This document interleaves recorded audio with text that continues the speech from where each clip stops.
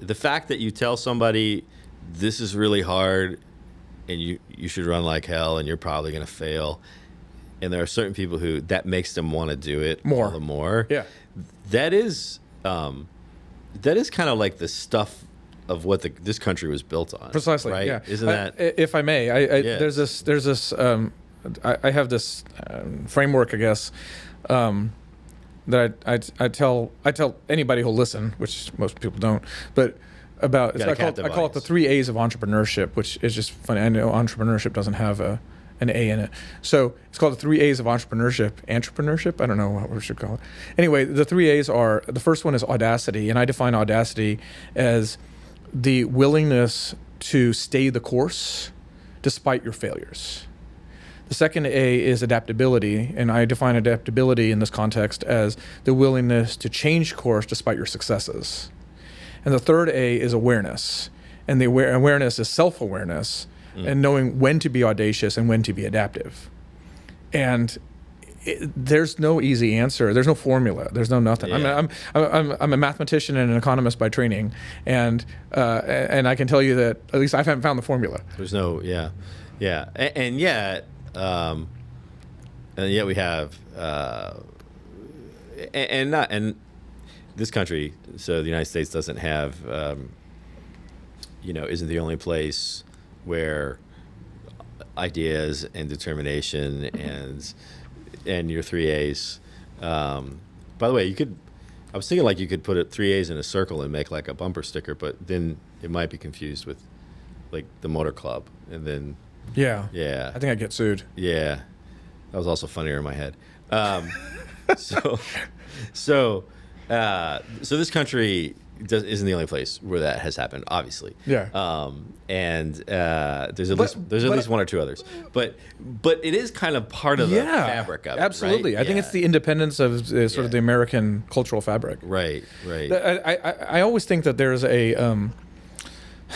sort of a, historically throughout human history, there's been a sort of a dualism. It's a Manichaeistic dualism of good and evil, right?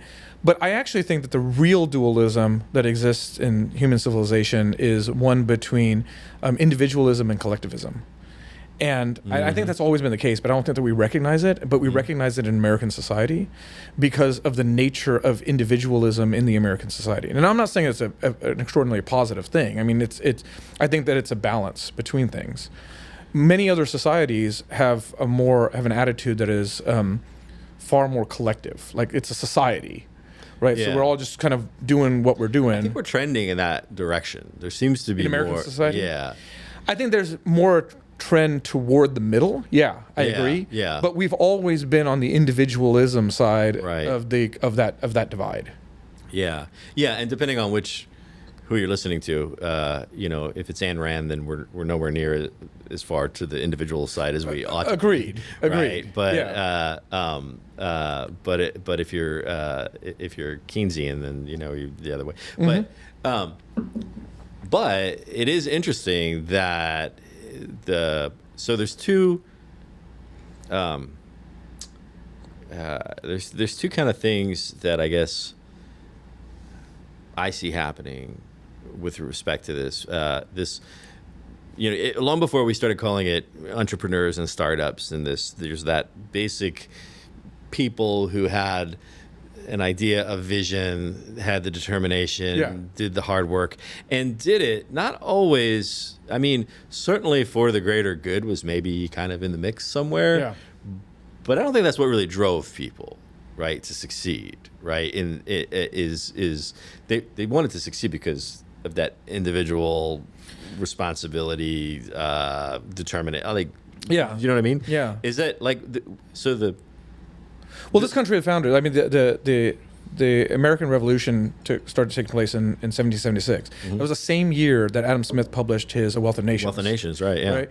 And so the foundation of this country coincided with the foundation of capitalism. Yeah. And sort of capitalistic thinking. Right. And then, in reality, the notion of capitalism notion of private ownership of land and things like this preceded Adam Smith, but he collectivized, so that he collected that information and put it into a book. Yeah, prior to that, it was the ownership of private property and land. Thing was sort of tied to families, or different hierarchies, right, that had that. So agreed. And the notion of like inheritance and things like this through that. Right. But I don't think that it's a coincidence that the birth of the nation coincided with the birth of capitalism in a formal sense. Yeah, it's really interesting. I mean, I know that the book was written that same year, but I never really thought about how that was the birth of capitalism. Yeah, really. The interesting thing though is that Smith doesn't talk about this notion of like the invisible hand and things like this. He doesn't talk about it in the context really. He's talking about the book is called A Wealth of Nations, right?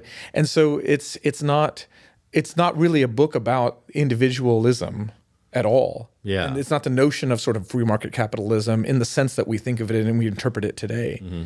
But it is, it did coincide, and sort of I think for interpretation, perhaps a misinterpretation of his words and other people's words, I think really led to the notion of what we think of as free market capitalism today.